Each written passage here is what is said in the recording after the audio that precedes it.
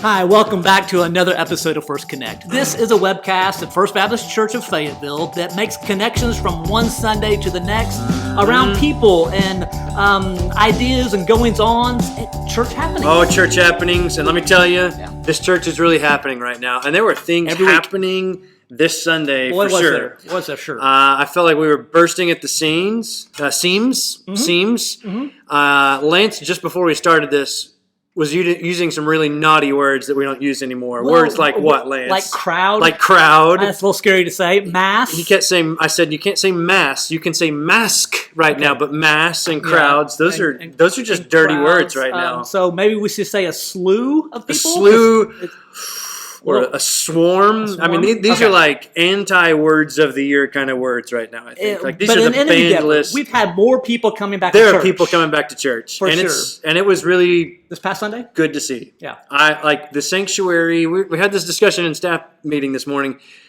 The sanctuary was bordering on capacity this past Sunday. Yes. And Sunday school's not even back yet. Yeah. Not in person So clarify yet. Capacity. Oh, social distancing. Let me be clear. Socially distanced capacity. Sure, so as far as how many people we are willing to put in the sanctuary, we were pretty close to that this Sunday. Mm-hmm. Man, and I tell you what, they didn't fill the entire sanctuary, but Wednesday night, this past Wednesday night, college got going with their worship. Oh, yeah. I was up there with some of my students hanging out before they got going, and I was like, the parking lot, students kept rolling in and kept rolling in and kept rolling in. I finally just asked Josh the next morning, Thursday, like, did you guys get a count? How many were there? I think the number he said was they had 86 students, or 86 or 87 there. Yeah. I was in the room for the first 10 minutes of that worship moment tonight, and it was electric. That's pretty awesome. For sure. 86 people in a sanctuary that can hold 500 plus. You're like, well, maybe, but social distance and everything down on the main floor near the front, it just felt really good. Oh, he was feeling good. And here's the thing. That is just a great extension of the reach we've had over the past year. It just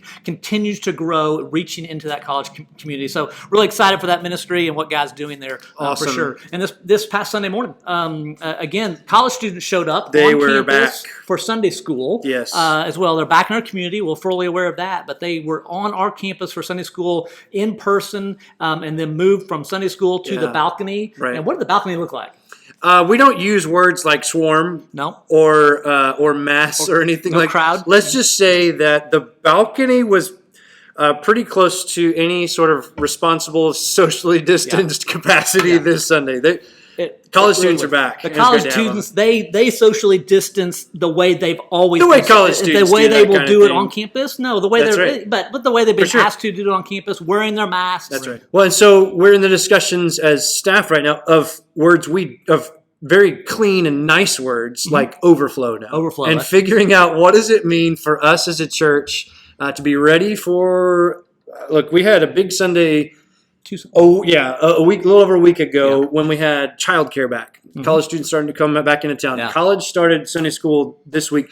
We're all coming back into in-person Sunday school with online options this Sunday. And so we're thinking there may be a few people on campus here. So we're going to be ready for overflow. Lance, we filmed this. The First Connect studios you may recognize better as the chapel. Yes. We're up here on the platform up against one of these walls. If the camera were flipped and you're looking out right there right now, you would see 12 tables scattered across this with about 3 or 4 chairs at each one. So we can put 40, 50 people in this room to overflow into this for now. Yeah, so overflow would look like, basically they would be seeing what's going on in the sanctuary up here on the screen in the chapel as well. And so that's, if you show up and the room is a little fuller than you're comfortable with getting into in the sanctuary, right here, then you can still, your trip was not wasted coming down to the church. You can overflow here into our chapel. With 40 or 50 of your best friends out there. Yeah. And look, the hope is, we would think we were in the ballpark of about 250 people back on campus this week. Yeah.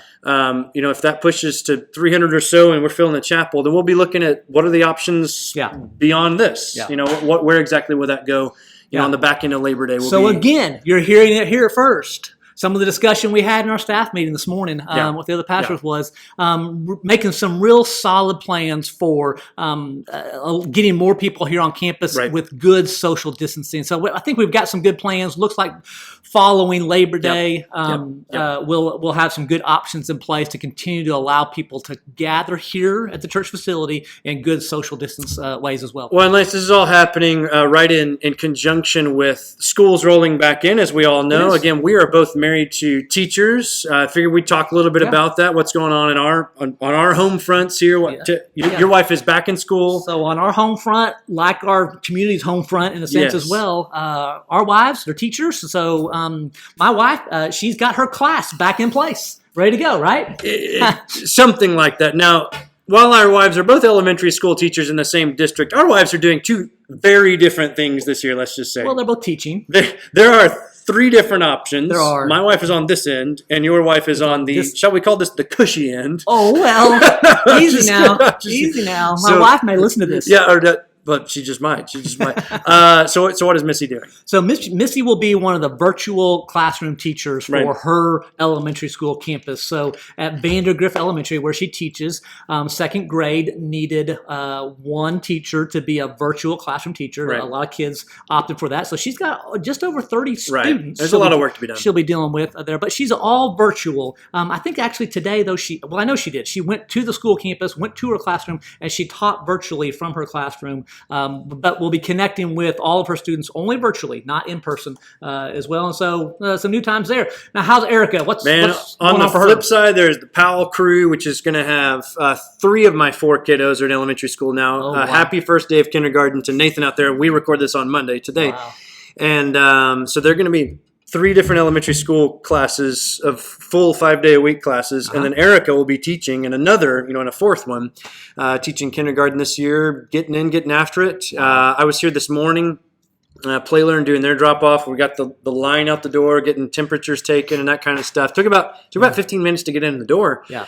And got John dropped off. My last one here at Play Learn. He's got this year, next year, and then we will finally be out of preschool world. So Will you say that with a little bit of a hope in your voice? There's hope. There is light at the end of this tunnel. I've been in this tunnel for over 8 years now, and we're coming out of it. Well, things are starting to get back into place in one sense. And nothing is normal compared to what it was 9 months ago or so. But as we get back in place here in our campus, I want to encourage you, if you didn't check out last week's episode of First Connect, you got a little tour of the facilities here to show you how to get in and out in COVID socialing style. Listen, Lance is the best tour guide on campus. Like there was a joke at one time that Mike might someday go become a tour guide. What's the place in North Carolina?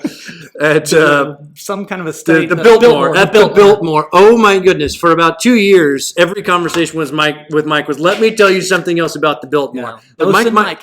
He'd want to do that someday. But Lance is the best tour guide on campus for sure. So if you didn't catch going around the church campus with Lance last week, go check out that episode.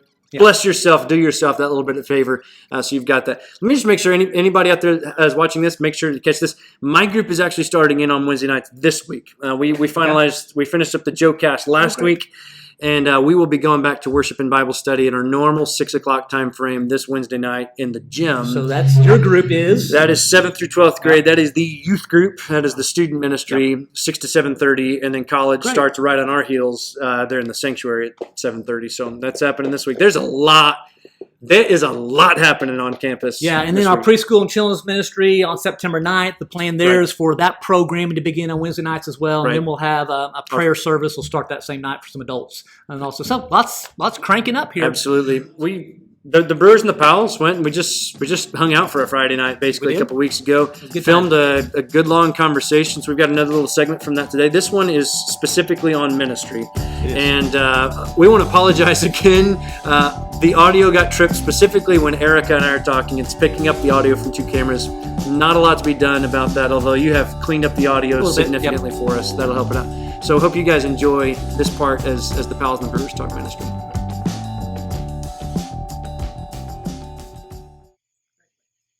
Back to Benji. His second question. Benji. And my second question kind of goes into the ministry, I guess, as a married couple. I can only imagine the time restraints that being in the ministry causes for both Lance and David, and maybe sometimes that balance, that word again, of doing God's work as your calling is for your job, but at the same time you got to be there for your wife, you got to be there for your kids, and spend time with them. And whether us men are involved in ministry or our jobs or whatever our calling that God has placed us in, I guess there has to be some sort of balance there. But we definitely need to be there for our wives and our children, but we also have to put our time into our jobs, into our ministry. So kind of talk about how maybe y'all deal with that as husband and wives, of balancing that time to make sure that we're giving God what he needs, but also giving our families what they need as well. Wow, Benji, he's getting those deep thoughts with Benji Mahan there, for sure. Well, we'll tackle that on this side, and then you'll add in if it's there. Sorry, I'm volunteering this time. So I think back to probably those first 5 to 10 years in full-time ministry after seminary, jumping into full-time. I was doing youth ministry. There, we started having kids as well, and I can distinctly remember many times coming home late at night or making a phone call saying, sorry, I didn't realize I was going to be this late, or walking in the door and seeing the look of, could you have just called, and thinking, I could have and I should have, and so all those things there, because and me I knew what maybe I felt on my end about all that, but maybe speak to, and we've had this conversation a lot, and sometimes not as timely as it should have been, sometimes a lot harder than it should have been. But what was that challenge like for you? In because we had this conversation. Yeah, I know you're doing what God's called you to do, but also feeling that big but. There's this too that God has called you to do, and looking at a baby and a life. So, how would you describe that balance that maybe sometimes wasn't a balance? I don't know. Sometimes, and how we dealt with that.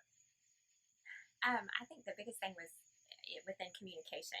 I will back up and say I was called into ministry as a junior in college, sitting at a BCM thing in retreat in Glorietta, and I just really felt like maybe the Lord was calling me into children's ministry. I really felt that, and then I met Lance, and I went, okay, so I'm not being called to children's ministry. I'm really just going to be called into ministry to kind of serve alongside my husband. And I think through that really changed a lot of my thinking. I think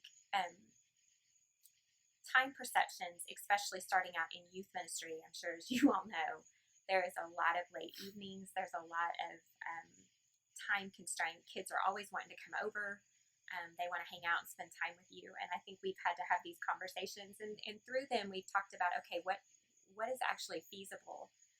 We wanted our kids to understand the calling that was on both of our lives, I think. And so we wanted them to see us in ministry, but we also wanted them to understand that even though we're in ministry, we still love and care about them. And so we had many conversations on, okay, where can we scratch and get some more time back? A lot of times we talked about doing it on his day off. At that time I was staying home. And so we really kept that as kind of a safe time for us to kind of connect and spend together. And it was really a day for our family. We carved out special times, even just with our own kids, where Lance would take Austin and they would go do something, and I would take Kelsey, or the flip side of it, I would take Austin and you would take Kelsey. And so we really just tried to find that family, that time together when we could carve it out. Ministry is great, but there are a lot of things that you want to be at, that you want to be involved in. And with youth ministry, you really want to be at, you want the kids to know you love them and you want to be at everything. I mean, you want to try to be there to support them. And so we did a lot of things going together as a family, or like I said, where you took Austin and y'all went to the football game, or, where we did some other things. We also had some wonderful people that walked alongside ministry with us, that while we were ministering to their kids, they were loving and ministering to our kids.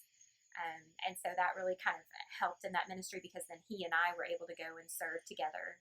And of course, we had wonderful parents who also helped when they could, so that he and I could be together, serving together. And so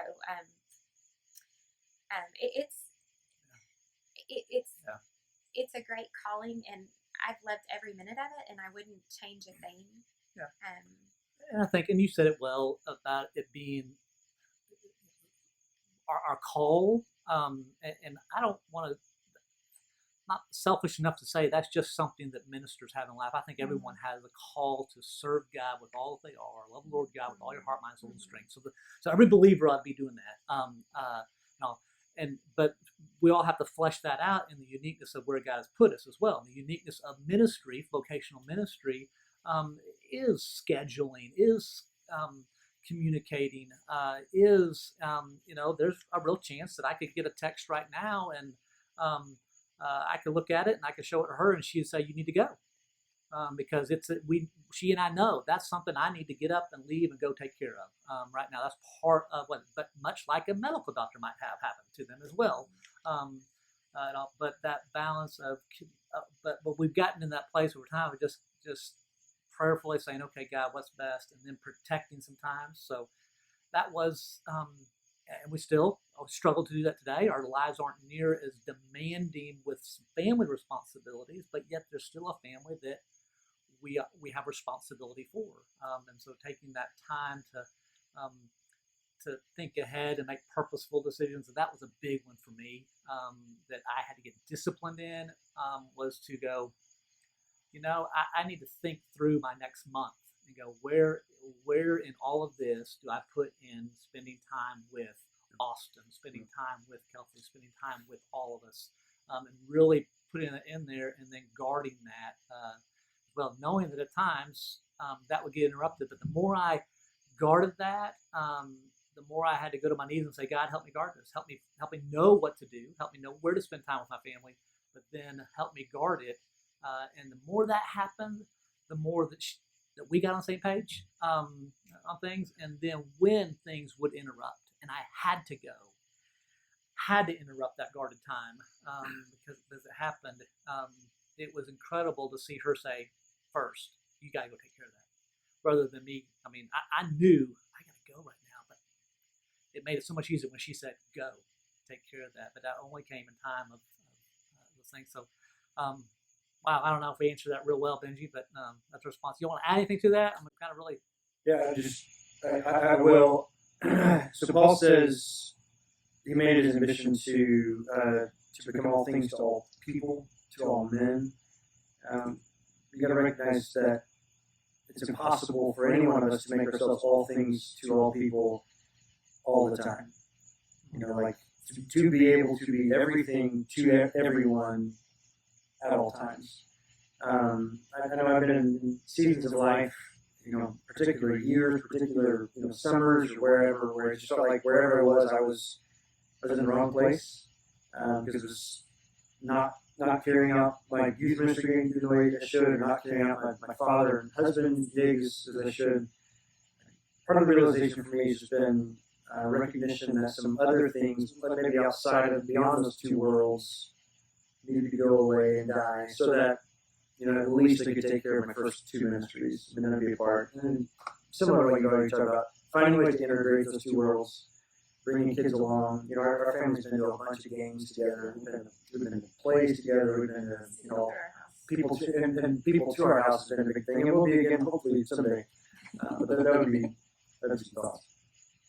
All right. Okay. Well, let's hear another question from Lynn Lloyd. I have another question for Missy and Erica. Ladies, I know that you have married men that are called to the ministry, but I also know that God calls you alongside them in ministry. So would you please just share briefly your calling as you walk alongside your husband in ministry? So we kind of answered that a little bit. Missy spoke to that a little bit. Some of her call and those things. You want to kind of maybe I'll throw that one to you, Erica. Okay. I would say,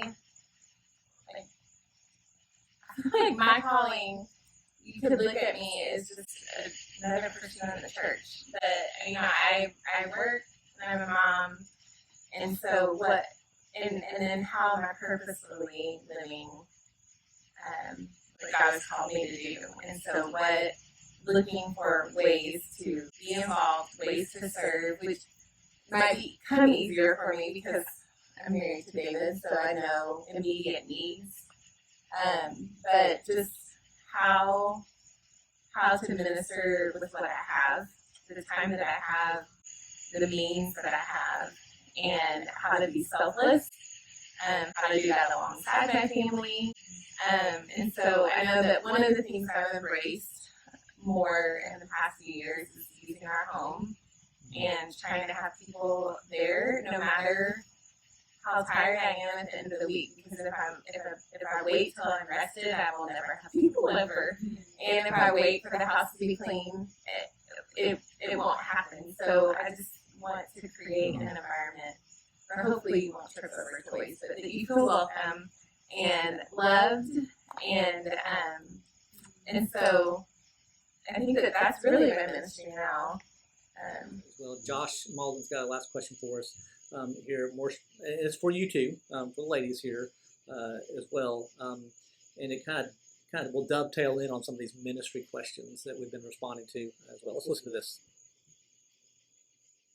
Erica and Missy, I know that both of you have been involved in ministry, not just because your husbands are involved in ministry, but because you want to be used by God and impact the world and extend the kingdom. So I'm just wondering, what are your favorite memories of ministry, whether that's your husband's ministry or not, where you felt like God really used you in the life of an individual or a small group or something like that? Would you share with us a favorite ministry experience of yours?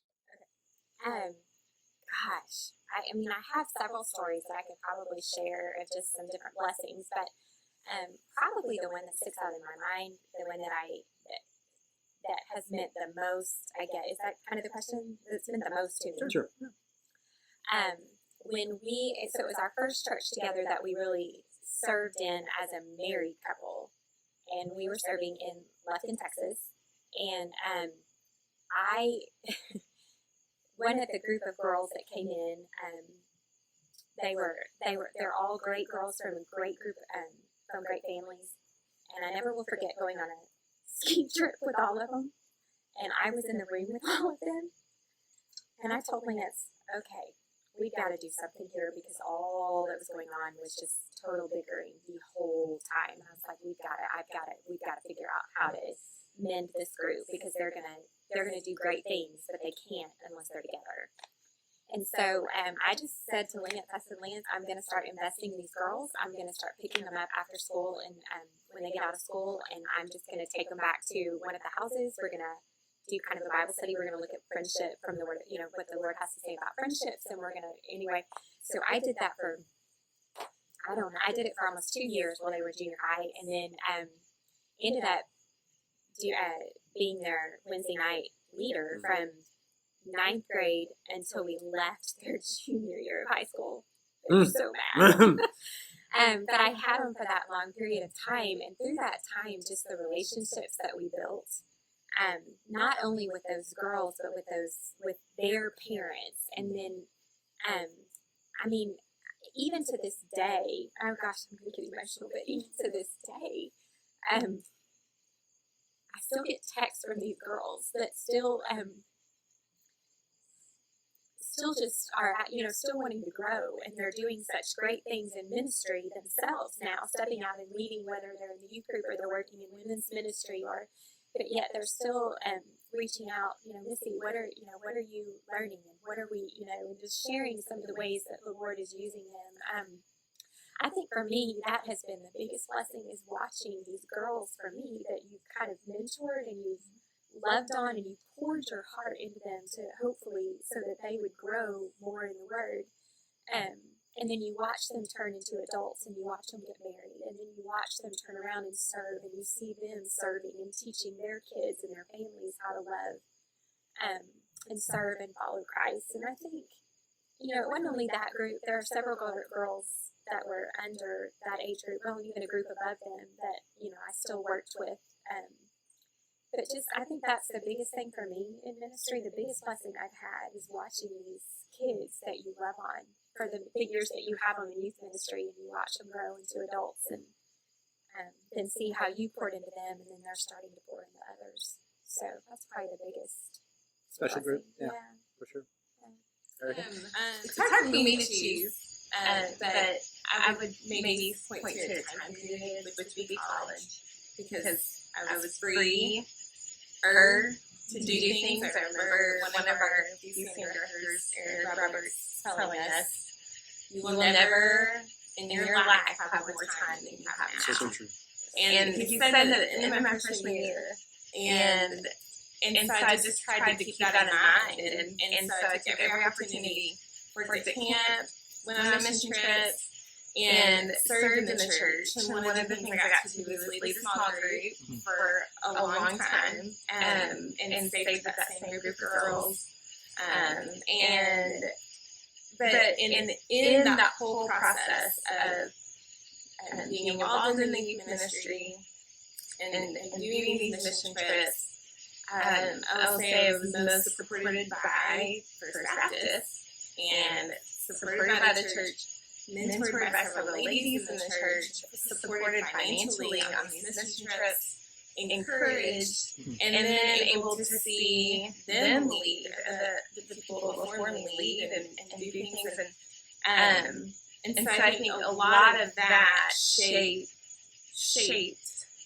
what I do now and what I want to, in the phase of life that I'm in now. How can I disciple and lead the generation? Good. It's been fun. And we hope you guys enjoyed this little sit down we got to have. Well, all right. That was a great time there on our back patio, and that whole evening we had dinner together. We double dated. Had a good time with that interview. Each time we walk away from an interview and we listen to it back, but we always kind of listen to it and grab some takeaways. So, what for you? Any takeaways from this interview? Right. So I know you've got some takeaways you're going to share. Yeah. I'm not actually going to share a takeaway to this particular one. I'm going to share an add-on to this particular interview. And this is one that I learned most starkly, just boldly, in the 2-year break that Erica took from teaching, right as we were moving up to Fayetteville. She didn't jump right back into a teaching role then. Okay. We had 2 little girls at the time. We got pregnant with Nathan right after we got up here. Remember that? And so those first 2 years I was up here, I was here full-time at the church, and Erica was there full-time at the house with very quickly 3 little ones. That's full time, isn't it? And so, man, especially in, let's say, in summer times when I would be off for a week in South Dakota, or a week in Utah, or a week at camp in Missouri, or in North Carolina, or in New Mexico, or Alabama, or wherever exactly we happen to be going. Have you been on a few trips? I've been on a few trips. That kind of comes with the territory. Or even over spring break, over going to Mission Arlington or wherever. She would be left behind. Yeah. Okay. And she would be feeling left behind. And as you might be able to guess, this would lead sometimes to some conversations for us about, hey, remember us. Yeah. Remember us, David. Okay. And just that conversation we had there was such a helpful reminder to me again about the various capacities that we all serve in. Yeah. So I'm a minister of the gospel of Jesus Christ, and love to be that. Mm-hmm. I've also been called by God to be husband to Erica and father to Anna and Rachel and Nathan and John.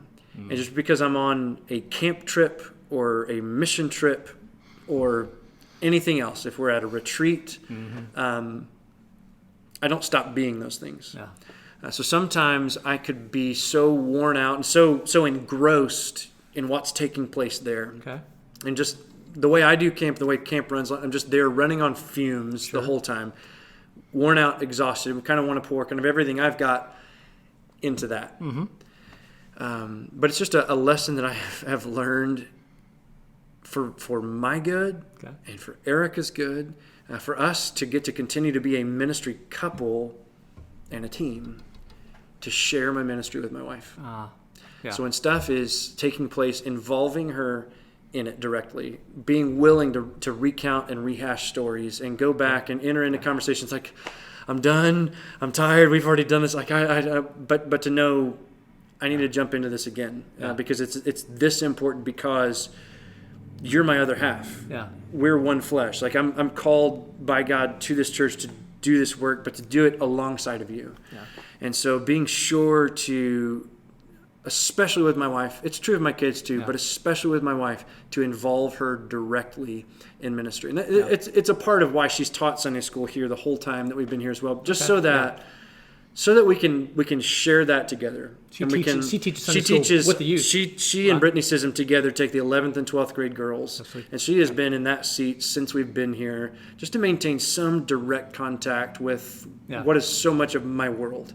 And man, that makes it so much sweeter. How about you? Share some takeaways from the conversation. Erica does that well. Erica was my daughter's Sunday school teacher there for a couple of years, and so she loves it. And Kelsey benefited greatly from her investing in them. So it's not just trying to stay connected to you, that she really does ministry along with that, which connects it there. Boy, great insight, add-on, takeaway as well. And so as I listened back to that interview time and conversation we had as well, I thought about some of those takeaways. And one, three things kind of came to mind. If I could know way back then, way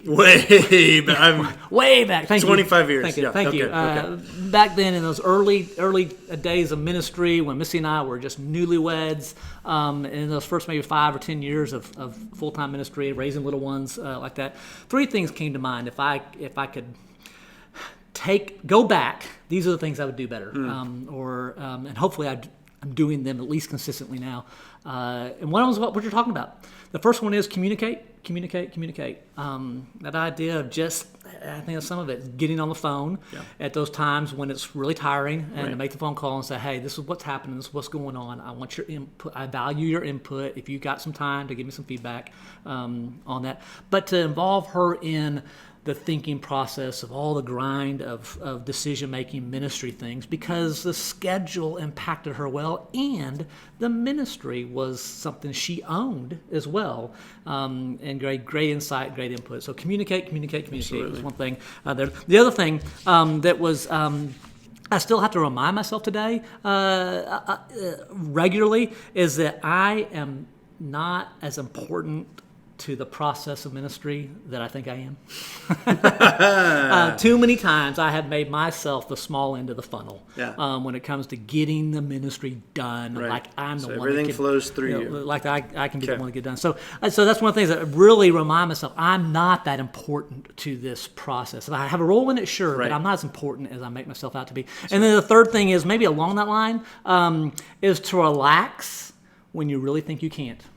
So you talked about camp, being at camp, those kind of things. That's one of those minds you're thinking, there's no way I can relax. And so for me, in the grind of all the things happening, I've had to remind myself that in the past couple of weeks here, as we're ramping up to start everything back, times I have to relax for a minute.